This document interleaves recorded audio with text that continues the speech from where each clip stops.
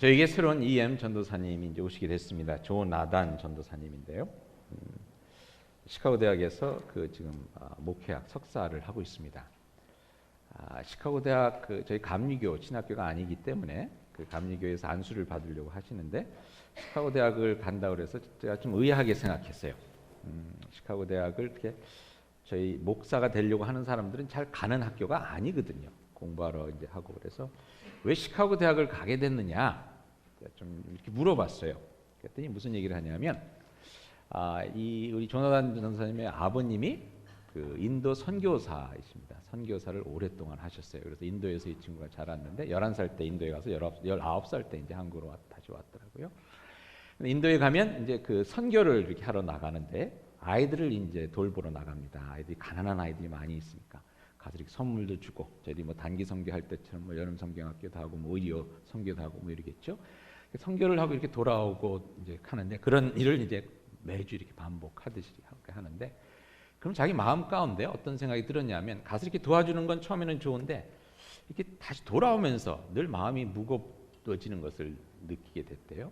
그러면서 들었던 생각이 좀 혼잡함인데 나는 그래도 이렇게 잘 살고 있는데 저 아이들은 저렇게 힘들고 내가 잠깐 가서 도와주는 건 있지만 내가 다시 오면 계속 힘든 생활은 계속되고 이 세상이 왜 이렇게 불공평할까라는 생각과 함께 이 세상을 어떻게 바꿔볼 수 있을까?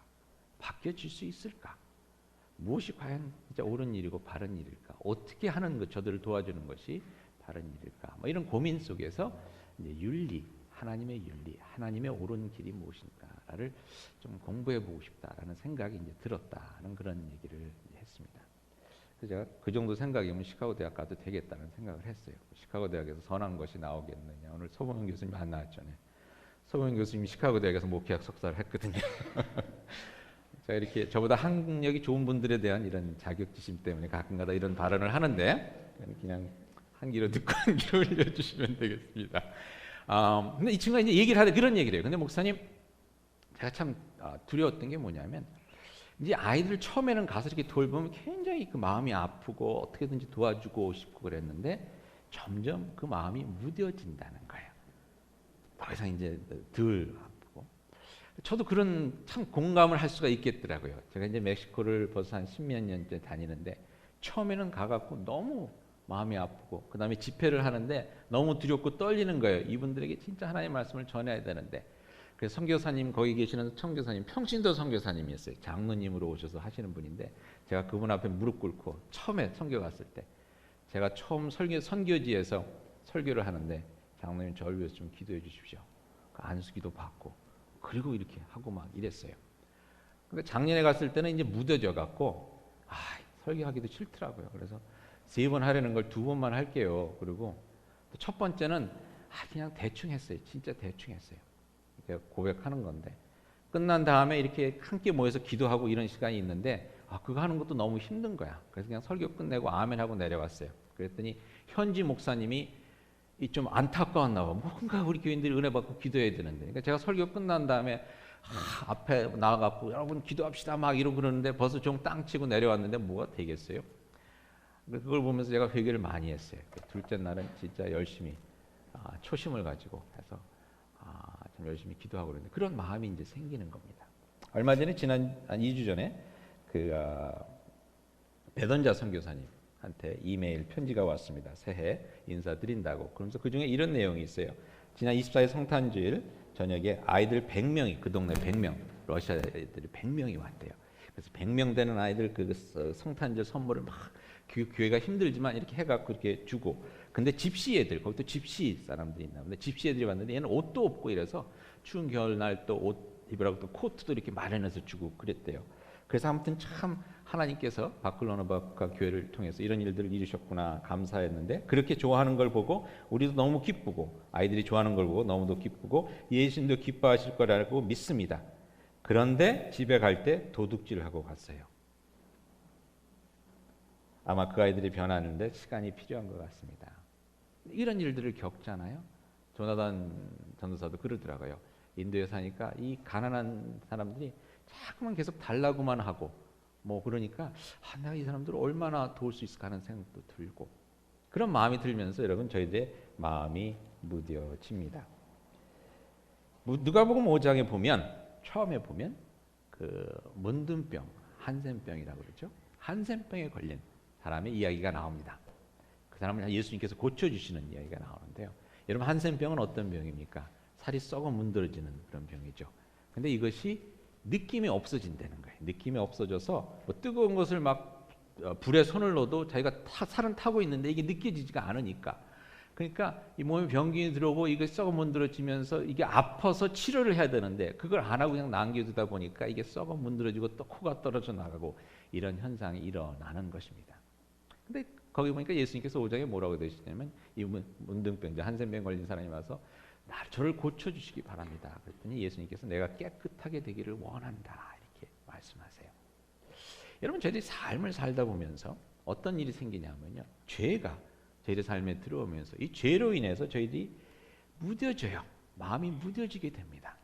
특별히 죄에 대해서 마음이 무뎌지는 그런 일이 생기게 됩니다. 어떤 집사님께서 이런 고백을 하시더라고요. 그 친구들을 사귀는데 옛날에 사귀던 친구들과 이렇게 계속 만나는 가운데서 어떤 것을 보게 되냐면 그분들이 막 세상적으로 얘기를 하면서 욕도 하고 뭐 이러다 보니까 자기도 그 욕을 따라가더래요. 나는 좀 좋은 얘기를 하고 싶은데 자꾸 그쪽에 그게 그냥 괜찮은 것처럼 여러분 그렇지 않습니까? 그게 무뎌지게 됩니다. 제가 오늘은 제 고백을 좀 몇 번 하겠는데 여러분 이거 딴 데 가서 얘기하지 마시고요. 왜냐하면 딴 데 갈 때 또 문제가 제가 교회 옮겨야 될 때 문제가 생길 수 있으니까 교회 옮기지 않겠지만 아무튼 신학교 때까지 제가 담배를 끊지 못했습니다. 처음에 담배를 끊지 못했을 때 담배를 피울 때 굉장히 죄책감이 들었어요. 신학교에 와서 담배를 피니까. 그래서 담배 한 갑을 사다가 담배를 피면 근데 한 가지 제가 얘기는 담배가 죄라는 건 얘기는 아니고요. 아무튼 뭐 나쁜 버릇이니까 얘기하는 건데 혹시 담배 피는 분들 오늘은 왜 담배 피는 얘기를 갖고 저 목사가 저렇게 휘두르나 그렇게 생각하지 마시고 제가 아무튼 제 경험이 또 거기에 그것밖에 안 되니까 아무튼 그래서 담배를 피는데 한 갑을 사갖고 피면 막 죄스러운 거예요. 내가 전도사로서 이걸 펴야 되느냐? 그러면 이제 막 그걸 다 부러뜨립니다. 그냥 부러뜨려 쓰레기통에 버립니다. 그러다 한참 있다가 또 생각이 나면 또 쓰레기통 뒤져갖고선 또 이렇게 피고. 근데 그러다가 어떤 일이 생기냐면 점점 담대해져요. 무뎌져요. 담배 피는 데 대해서. 그래서 어느 때까지 가냐면 수양회를 가는데 수양회를 가서 야 니네들 기도해라. 그러고선 밖에 나와서 담배 피는 거예요. 그렇게까지 되더라고요. 전에는 생각지도 못했던 일인데. 근데 여러분 죄를 짓다 보면 저희들이 죄에 그렇게 무뎌집니다. 이게 얼마나 나쁜 일인지를 더 이상 생각을 안 하는 거예요. 느끼질 못하는 거예요. 점점 담대해지고. 나쁜 남자라는 영화가 있습니다. 굉장히 좀 지저분한 영화인데요. 그 한국의 유명한 감독이 상을 많이 받은 감독이 만들었던 영화라서 제가 한번 봤어요. 근데 내용은 뭐냐면 어떤 깡패가 어떤 여대생을 좋아하는데 이 여대생이 자기한테 모욕감을 주니까 이 여대생의 인생을 망쳐버린다고 해서 붙잡아다가 납치를 하다가 창녀촌에서 창녀를 만들어버려요.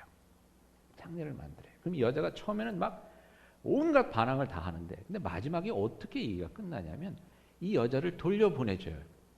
남자의 마음이 바뀌어서 아무튼 무슨 마음이 들었는지 너 집으로 가라 돌려보내줘요. 근데 이 여자가 집으로 갑니다.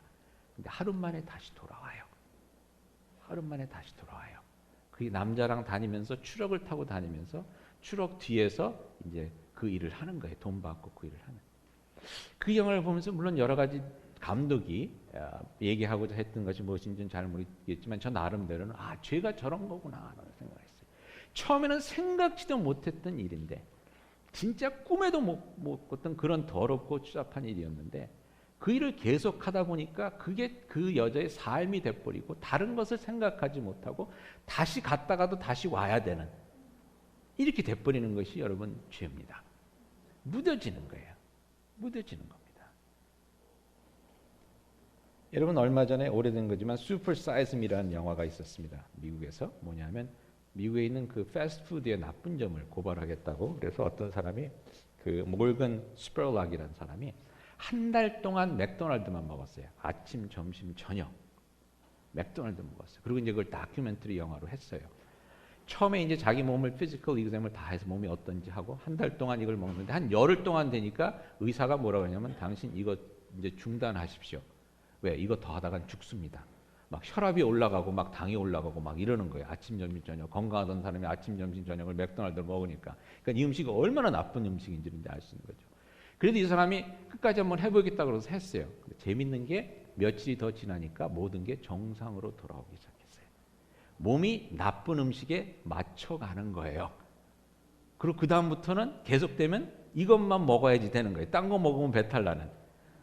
저희들 삶이 그렇게 된다는 겁니다. 나쁜 것을 계속 하다 보면 여기에 묻어지고 거기에 묻어지고 거기에 익숙해진다는 것입니다.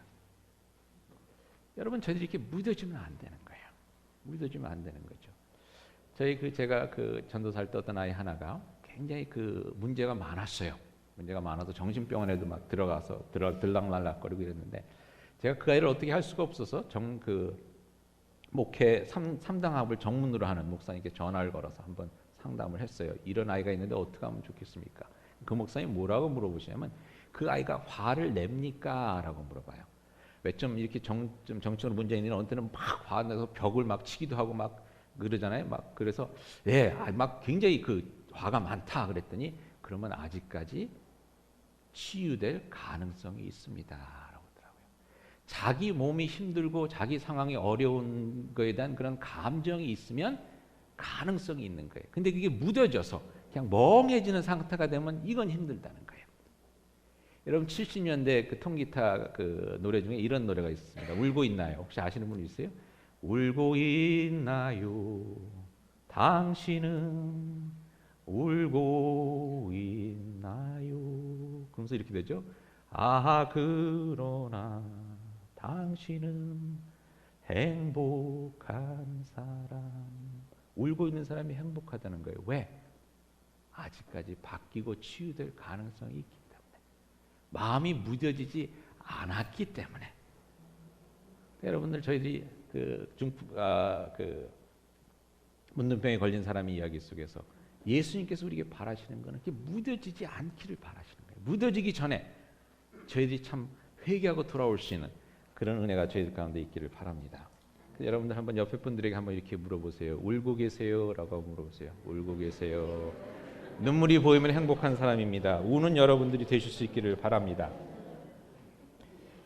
중요한 것은 왜 무뎌지면 안 되냐 하면요, 죄에 무뎌지다 보면은 저희들의 삶이 무능력한 삶이 돼버립니다. 아무것도 할 수 없는 삶이 돼버려요. 누가복음 5장에 보면 중풍병에 걸린 사람 이야기가 나옵니다. 문둥병 걸린 사람 고친 그 얘기 다음에 중풍병 얘기가 나오는데, 중풍병에 걸린 사람을 친구 넷이 이렇게 데리고 옵니다. 왜? 이렇게 들것에 들어갖고 이렇게 데리고 오죠. 왜? 움직이질 못하니까. 움직이질 못하니까. 여러분, 죄에 찌들려 살다 보면 저희들이 아무것도 할 수 없는 그러한 상황에 들어가게 됩니다. 제가 아는 목사님은 아닌데, 어느 목사님의 제가 글을 읽었어요. 성중독이 돼버렸어요, 이분이 목사님. 이유는 제가 모르겠지만 그래 안 나와서. 근데 어느 지경까지 됐냐면, 뉴욕의 42가, 여러분 뉴욕 42가 지금은 어떤지 모르겠지만 옛날에 뉴욕 42가는 이제 그런 데였습니다. 사창가 뭐 이렇게 42가 가면은 간판들이 X가 하나가 아니라 뭐 트리플 X, XXX 영화 뭐 이런 거 보고 뭐 이러는데요. 42가의 송구영신 예배를 드리기 전에 이분이 42가를 찾아가는 자신의 모습을 발견하는 거예요. 송구영신 예배 드릴 헌금을 가지고, 이 헌금을 가지고 창녀랑 하룻밤 자려고 그 봉투를 창녀에게 건네는 자신의 모습을 보면서 이분이 충격을 받은 거예요. 내가 목사인데 이렇게까지 됐구나. 죄에 묻어지는 생활을 하다 보면 목사로서의 역할을, 사명을 감당하지 못하는 그런 지경까지 이르게 되는 겁니다. 제가 아는 전도사님은 도박에 중독이 됐어요. 주일날 월급 받으면 월요일날 도박장으로 갑니다. 그래서 한 3일 동안 있다가 전화가 와요. 돈 다 잃었으니까 차비가 없는데 데리러 와라. 그러더니 어느 날 주일날까지 올라오질 않았어요. 주일날까지 오지를 못했어요. 교회를 그냥 잊어버리고 도박을 하는 거예요. 하나님께서 저에게 맡겨주신 귀한 삶을 살아가는 그 능력을 상실하게 되는 겁니다. 저도 담배를 몰래 피니까요, 전도사 노릇을 할 수가 없는 거예요. 왜냐하면 금요일날 집회 성경 공부 끝난 다음에 애들이, 전사님 우리 저기 뭐 먹으러 가요. 그러면 안 돼, 나 빨리 집에 가야 돼. 왜? 집에 가서 담배 펴야 되니까. 담배 생각 때문에 이게 다른 생각이 안 나는 거예요. 전사님 잠깐 좀 얘기 나눌 수 있을까요? 안 돼. 집에 할 일이 있어. 할 일이 뭐겠어요? 저 와이드 좀 주시겠어요? 아니 좀 내 차가 지저분한데 왜 지저분하겠어요? 일을 못하는 거예요. 죄에 물들이고 찌들다 보면은 선한 일을 못하고 아름다운 일을 못하는 그러한 무능력의 상태로 들어가게 되는 것입니다. 성경에 보면 여러분 다윗이라는 사람이 나옵니다. 대단한 지도자였어요. 성경에 보면 열왕기 그 사무엘하 27장에 보면 다윗과 함께한 용사들이다. 그래서 37명의 이름이 나와요. 다윗은요, 그러니까 보스 중에 보스였어요. 이 대단한 지도를 가졌기 때문에 아무튼 다윗 힘들 때도 힘들고 어려웠던 그런 사람들이 모이면서 하나의 큰 그 군대를 이루고 참 그러면서 여러 가지 일들을 많이 했어요. 다윗 왕에게는 내가 목숨을 바치겠습니다라는 그런 용사들의 이름이 37명이 적혀져 있어요. 그러면서 위대한 왕국을 이뤄가고 이랬던 사람인데 이 사람이 죄에 무디어지다 보니까 어떤 일을 하게 됩니까? 자기 부하 우리아라는 부하가 있는데 37명 이름 중에 마지막에 나오는 사람이에요. 이 자기 부하의 아내와 동침을 합니다. 동침을 한 다음에 그것을 커버업하기 위해서 어떻게 합니까? 이 여자가 그 임신을 하게 되고 그러니까 이것을 커버업하기 위해서 남편을 죽이게 됩니다.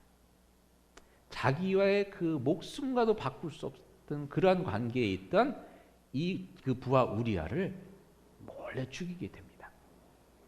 그러고서는 어떤 일이 일어나냐면 자기 아들이 반란을 일으키게 되죠. 하나님께서 다윗에게 뭐라고 말씀하시면 네가 비밀스러운 가운데 한 일을 나는 100주에 다 너에게 그대로 갚아주겠다.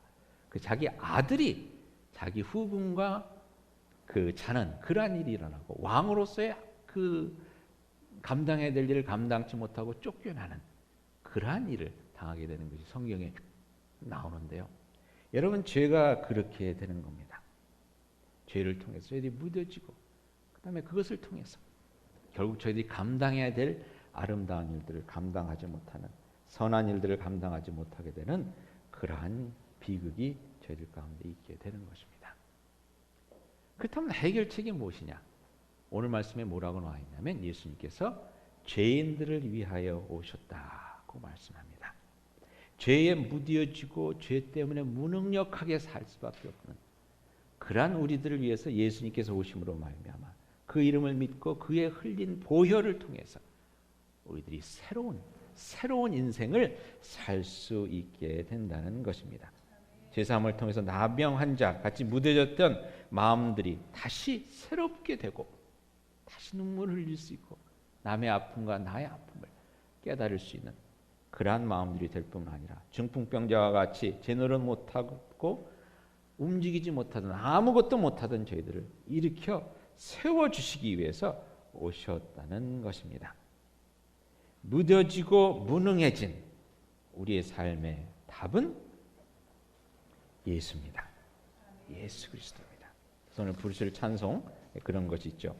죄에서 자유를 얻게 함은 보혈의 능력 주의 보혈 시험을 이기고 승리하니 참 놀라운 능력이로다. 주의 보혈 능력이 또다. 그의 피 믿으오. 주의 보혈 그 어린 양의 매우 귀중한 피로다. 여러분 삶을 살다 보면요 저희들이 참 답답할 때가 있어요. 지난 크리스마스 때 어떤 목사님이 페이스북에 글을 올려주셨는데 제가 그 글을 읽다가 그냥 눈물이 펑 터져 버렸어요. 왜냐하면 너무 마음에 와닿아서. 그러니까 아직 울 수 있는 거 보니까 그렇게 무뎌지지는 않은 것 같은데 그분이 이렇게 썼어요. 성탄의 기도.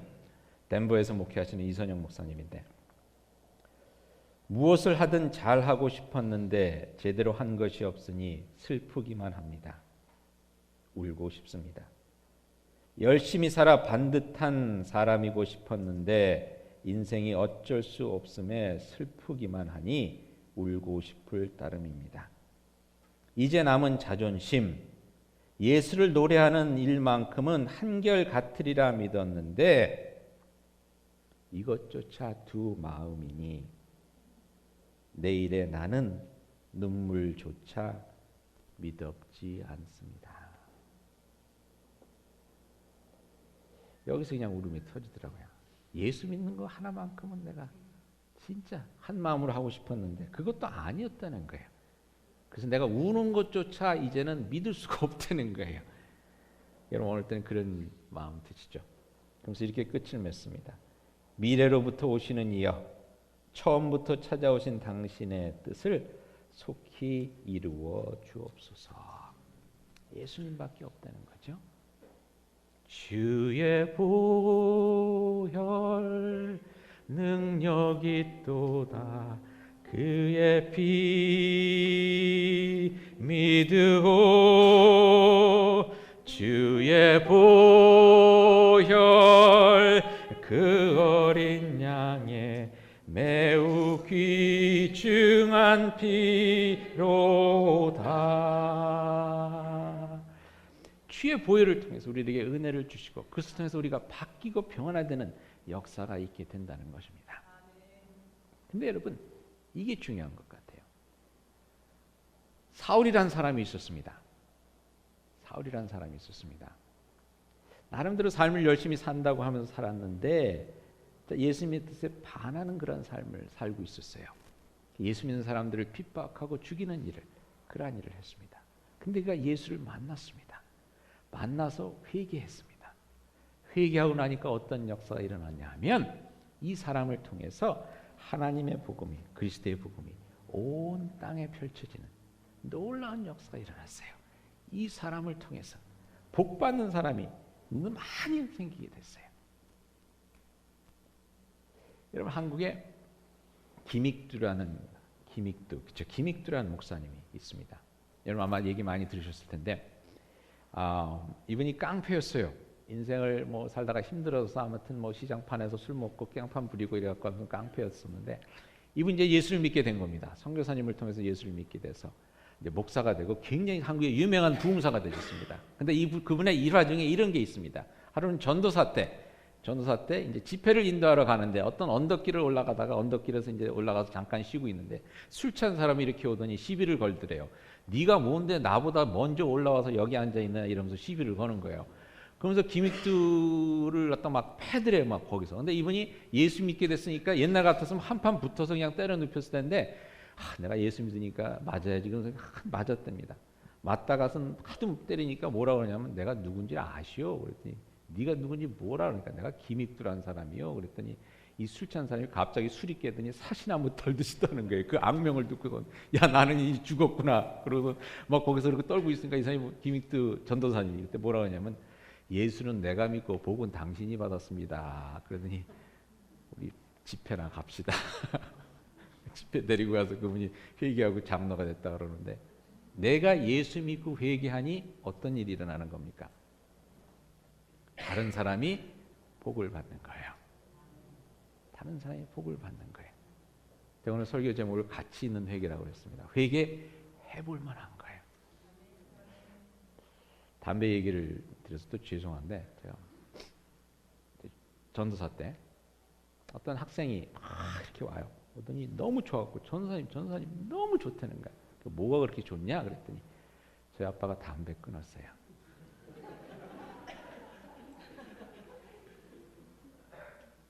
아빠가 담배 끊는 게 기도 제목이었는데 담배를 끊으니까 너무 좋아갖고 오는 거예요. 제가 왜 이 얘기를 드리냐면 저희 학생 중에 두 학생이 기도 제목으로 올려서 말씀드리는 거예요. 아버지 담배 끊는 것이 기도 제목입니다.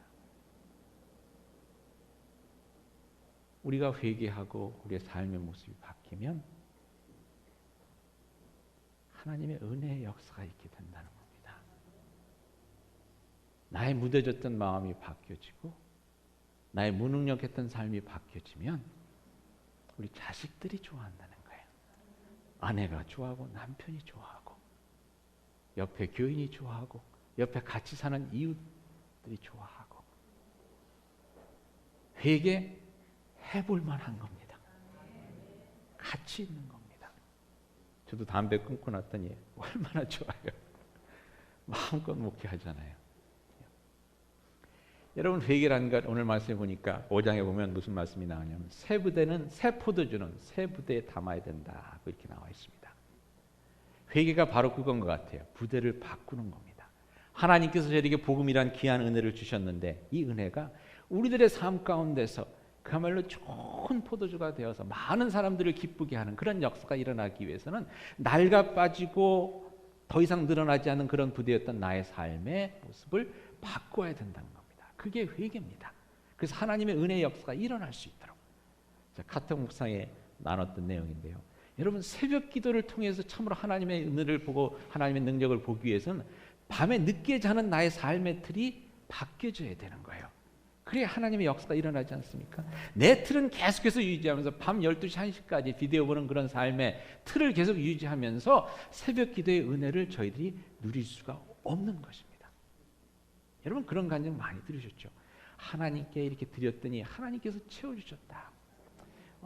어저께 제가 페이스북에 보니까 어떤 목사님이 올리신 글인데 그냥 재밌게 들으시라고 제가 올립니다. 그래서 무슨 얘기냐면 어떤 자기 친구 목사님이 이제 새 교회를 가게 됐는데, 새 교회를 가기는 이분이 디민을 하고 있었어요. 디민을 하고 있다가 하고 있다가 이제 새 교회를 갔는데 거기에서 문제가 생긴 거예요. 무슨 문제가 생겼냐면 이분이 디민을 한다 그러니까 그게 좀 이렇게 좀 따지기를 좋아하는 장로님들이 어떻게 따졌냐면 왜 교회 돈을 가지고 이 목사님의 학비를 대느냐, 이렇게 문제가 삼은 거예요. 돈 받은 것도 없는데, 아무것도 받은 것도 없는데 이제 그렇게 어슴을 하고 목사가 자기 학위를 위해서 교회 돈 좀 갖다 쓰고 있다. 그래갖고선 그 문제가 터져갖고서 이제 재직해서 그걸 이제 논의하게 됐어요. 논의하게 됐더니 재정부장님이 나와서 사실 목사님께 드린 돈이 아무것도 없다. 학위하시는데 뭐 이런 얘기가 나왔어요. 그러니까 그게 잠잠해지는가 싶었더니 집사들이 들고 일어나는 거예요.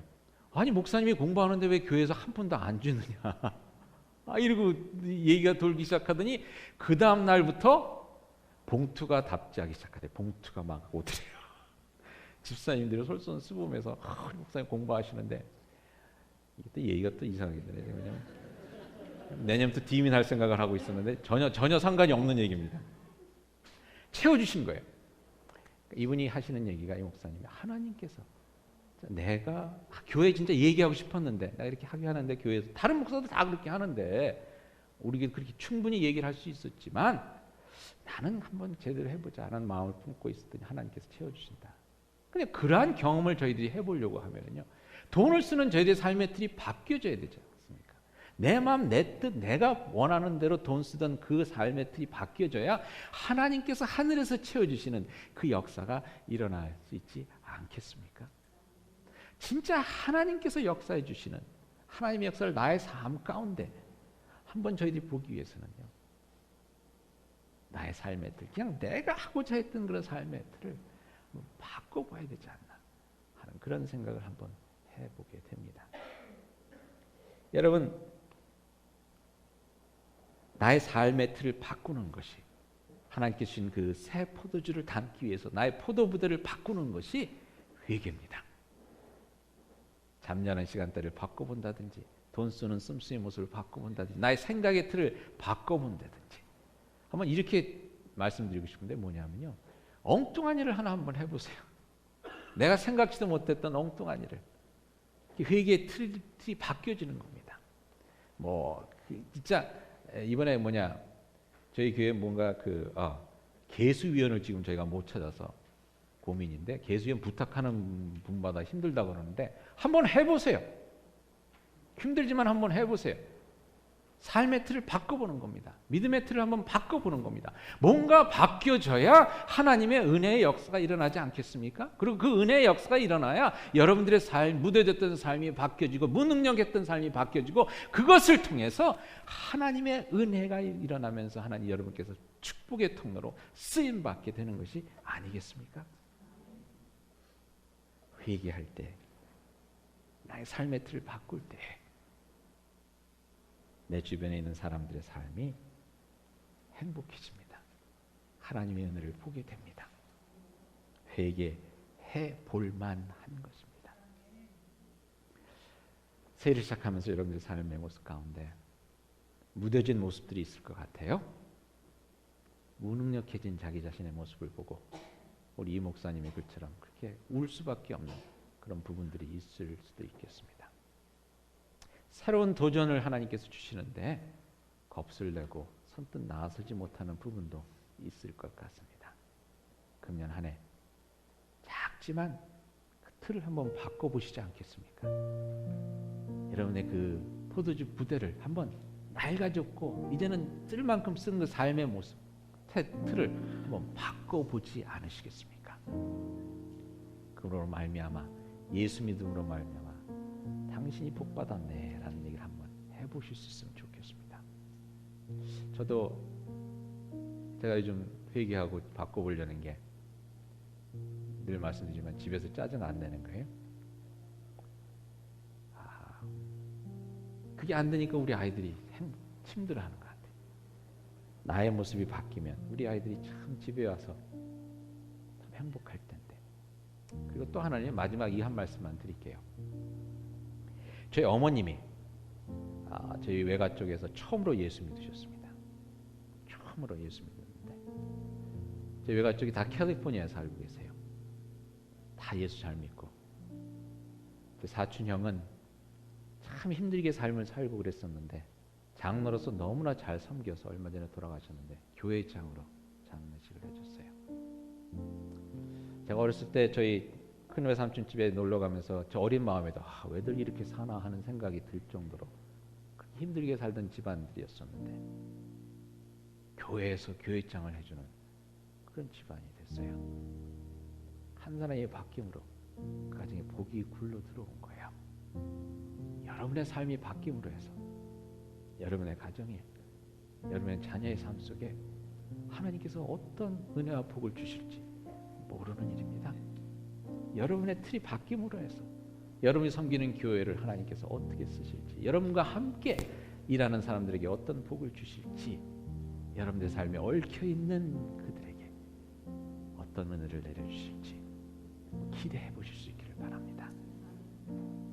여러분이 담배 끊으실 때 여러분의 자녀들이 얼마나 기뻐할지 한번 생각하시면서 나의 삶의 틀을 바꿔가는 그런 복된 하나가 되실 수 있기를 그리스도 이름으로 축원드립니다. 같이 기도하시겠습니다.